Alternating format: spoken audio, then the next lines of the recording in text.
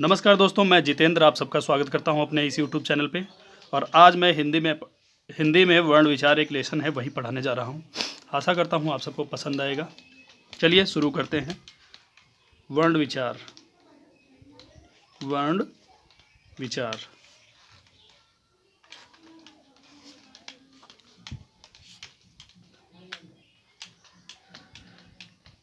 जैसा कि आपको नाम से पता है, वर्ण विचार, हिंदी में वर्ण विचार चैप्टर बहुत ही इम्पोर्टेंट है।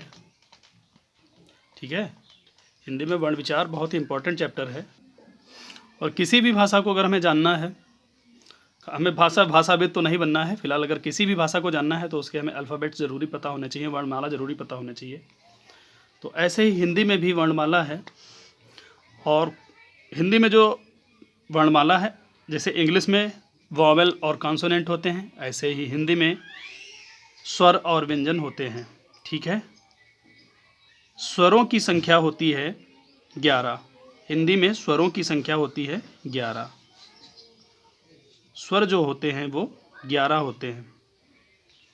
ठीक है, और बचे हुए जो हुए वो व्यंजन हुए। और 11 कौन कौन से स्वर, मैं लिखे दे रहा हूं आपको। तो स्वरों की संख्याएं 11 होती हैं और व्यंजन की संख्या होती है 33। ठीक है, स्वर के दो प्रकार होते हैं। हिंदी में दो ही प्रकार होते हैं, एक प्लुत होता है, लेकिन प्लुत का कोई यूज नहीं है। तो मैं दो स्वर जो होते हैं, दो प्रकार स्वर के, मैं वो बता रहा हूं आपको। एक होता है ह्रस्व स्वर, ह्रस्व स्वर, और एक होता है दीर्घ स्वर। ह्रस्व और दीर्घ दो स्वर है, स्वरों के दो प्रकार हैं। पहला ह्रस्व है और दूसरा दीर्घ। शुरुआत के जो 4 अक्षर होते हैं, आ,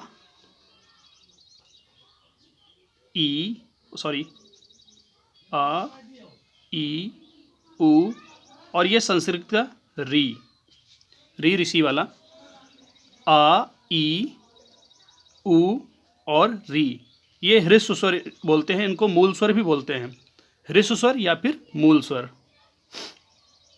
इनको ह्रस्व स्वर भी बोलते हैं या फिर इनको बोलते हैं मूल स्वर। इन्हीं से बनते हैं दीर्घ स्वर।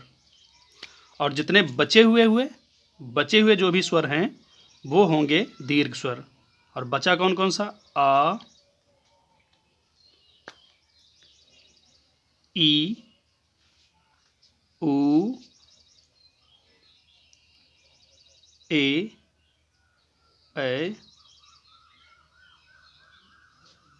ओ, औ। ये क्या हुए, ये दीर्घ स्वर हुए।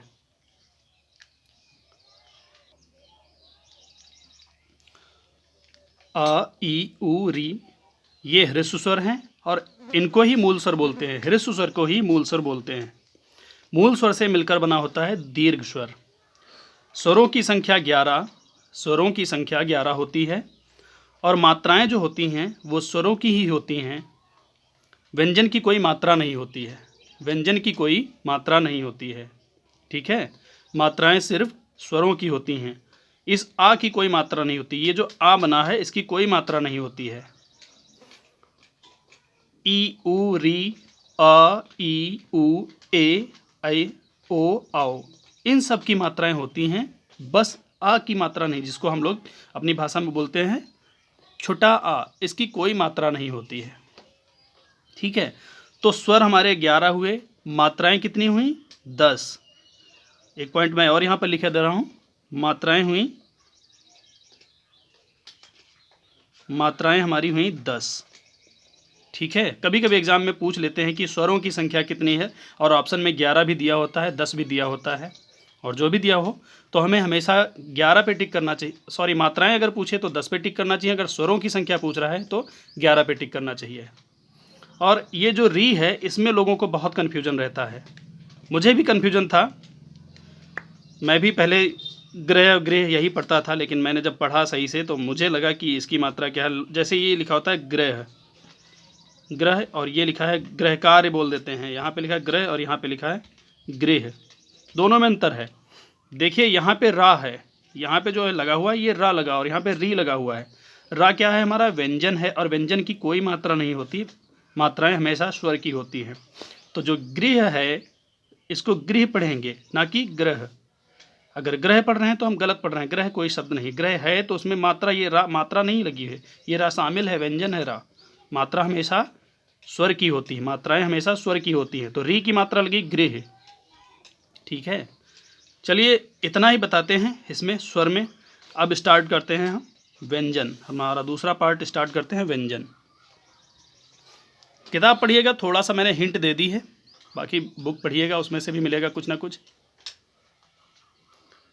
बस इतनी सी बात बतानी थी, जैसे गृह और ग्रह दोनों बातें हैं, इसको भी लोग ग्रह पढ़ते हैं, इसको भी ग्रह पढ़ते हैं। तो अगली बार आप ध्यान रखिए, आपका कोई भाई या आपको पता है तो अच्छी बात, नहीं पता लोगों को बताइए। कृष्ण, कृष्ण बोलते हैं, कृष्ण, वो गलत है, कृष्ण पढ़ना चाहिए। ठीक है, री की मात्रा होती है, ना कि रा की मात्रा। चलिए अब स्टार्ट करते हैं हम व्यंजन। तो व्यंजन हमारे कितने हुए? 33। ठीक है, व्यंजन हमारे 33 हुए। और हम एक चीज़ बताना चाहेंगे, जो व्यंजन हम स्टार्ट करेंगे, व्यंजन में क्या हम आपको बताएंगे कि कोई भी व्यंजन या कोई भी अक्षर जो हम बोलते हैं वो गले के किस भाग से बोलते हैं या मुख के किस भाग से बोलते हैं, उसके आधार पर व्यंजनों को डिवाइड किया गया है। तो उसके लिए आप 4 अक्षर याद रखिए, सब कुछ याद हो जाएगा। 4 अक्षर याद रखें, सब आपको याद हो जाएगा। जैसे यहाँ पे मैंने लिखा क, च, ट, त और प। कचट तप, मैंने आपको बताया 5 अक्षर, क, च, ट, त, प। कचट तप, ये याद रखिए, और पूरी लाइन ये आपकी याद हो जाएगी। कैसे बोला जाएगा, क्या बोला जाएगा, वो सब, जैसे व्यंजन बहुत सारे लोग भूल गए हैं, मैं भी भूल गया था, जाहिर सी बात है, अगर आप यूज नहीं करेंगे चीज़ें भूल जाएंगे, तो जब यूज करेंगे तो याद रहेगा। ठीक है, क, ख, ग, घ, य, च, छ, ज, झ, व, ट, ठ, ड, ढ, ण, त, थ, द, ध, न, फ, ब, भ और म। ठीक है, अब हमारा ये कचट तब तैयार हो गया। बस ये लाइन हमें याद रहनी हो, ये लाइन हमें याद रखनी होगी, बाकी ये ऑटोमेटिक याद हो जाएंगे। कचट तब वाली लाइन हमें याद रखनी होगी, बाकी ऑटोमेटिक याद हो गए। जैसे का वाले कवर्ग, कवर्ग में क, ख, ग, घ, य, और च, छ, ज, झ, व, ट, ठ, ड, ढ, ण, त, थ, द, ध, न। ये वाली जो लाइन है ये आपकी कचट तब याद रखनी है। और ये इधर जो लाइन है इसको बोलते हैं अनुनासिक, इसको बोलते हैं अनुनासिक। क्यों अनुनासिक बोलते हैं? क्योंकि इसको बोलते समय नाक का इस्तेमाल होती है, नाक से आवाज़ हल्की सी निकलती है। यहाँ बोला किसका यूज हुआ? नाक का, नाक से थोड़ी धुन निकल रही, वहाँ। और ये ण, न, म, ये सब में हल्का सा नाक से आवाज़ निकल रही है, तो इसको अनुनासिक बोल देते हैं। चलिए अब मैं बता रहा हूँ कि गले के किस भाग से ये लाइन जो है कचट का वाली लाइन, इसको हम कहाँ से बोलेंगे? कंठ, दबाव, हवा का जो दबाव पड़ रहा है उसी के आधार पे अक्षर बोले जाते हैं। हवा का दबाव पड़ रहा है का कंठ, गले पे, मतलब कंठ मीन्स गला। मैं इंग्लिश में लिख रहा हूँ के, थोड़ी एक ट्रिक बना रहा हूँ, के टी एम डू। ठीक है, बहुत एग्जाम में सवाल आते हैं कि कवर्ग किस गले मुख के किस भाग से बोला जाता है, चवर्ग गले के किस मुख से किस भाग से बोला जाता है, गले से बोला जाता है या तालू से बोला जाता है, इस तरीके से। तो ये लाइन आपको कचट तब याद रखना है और KTM डू याद रखना है। ठीक है, KTM बाइक है भाई, अच्छे से लोगों को नाम पता होगा, फेमस बाइक है KTM। तो इस आधार पे आप KTM डू याद रखें। के का मतलब कंठ, कंठ का मतलब गला। ठीक है, का वर्ग हमारा किससे बोला जाएगा? कंठ। कैसा है? कंठ है, इसको बोलेंगे कंठ। का वर्ग हमारा कंठे है। का वर्ग के कोई भी अक्षर होंगे वो कंठ से बोले जाएंगे। कंठ मतलब गले से बोले जाएंगे। गले पे प्रेशर पड़ता है, एयर का प्रेशर जो होगा वो गले पे पड़ेगा। और च छ ज झ ये जो होंगे हमारे, ये तालव्य, गले से थोड़ा ऊपर, टी फॉर तालव्य। कैसे व्यंजन है ये? तालव्य व्यंजन है, ये तालव्य व्यंजन है। ट ठ ड ढ ण ये मूर्धन्य, मूर्धन्य व्यंजन है। कैसे हैं? मूर्धन्य, मूर्धा से बोले जाते हैं, तालु से ऊपर। बोल के देखिए कहाँ पे प्रेशर पड़ रहा है, आपको खुद समझ में आ जाएगा। त थ द ध ये ता दंतव्य। कैसे व्यंजन है ये? दंतव्य व्यंजन। क्योंकि ये दांत, अगर आपके दांत टूट जाएं तो ये अक्षर नहीं बोल पाएंगे, तवर्ग आप नहीं बोल पाएंगे। अगर दांत टूट जाएं, सामने के दांत जिसके टूट गए हों और अगर दांत वो लगवाए ना, तो ये तवर्ग आप बोल ही नहीं सकते हैं। ठीक है, तो बुजुर्ग लोग होते हैं नहीं बोल पाते हैं, दंतव्य व्यंजन नहीं बोल पाते हैं। जिनके आगे के दांत टूट जाते हैं वो तवर्ग आप नहीं बोल पाएंगे। या जिन लोगों के दांत आगे के टूटे हुए हैं तो तवर्ग उनसे नहीं बोला जाएगा। प फ ब भ ये कैसे हैं? ओष्ठ व्यंजन। ओष्ठ है, होंठ का इस्तेमाल करके बोले जाते हैं ओष्ठ व्यंजन। अब 4 लाइन और हमें याद रखनी है, 2 लाइनें और याद रखनी है।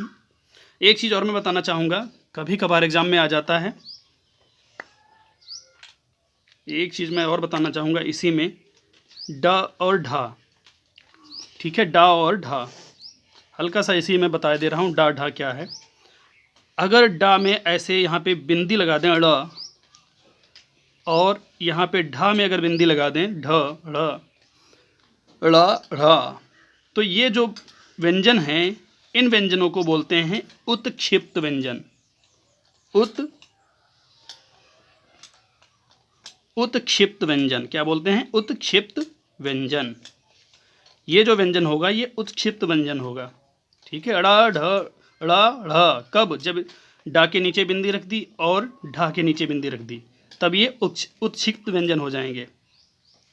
ठीक है, तो मैं 2 लाइनें और लिख रहा हूँ, 2 लाइनें मैं और लिख रहा हूँ। ठीक है, उनको भी देखिएगा। पहली लाइन मैंने लिखी है, या र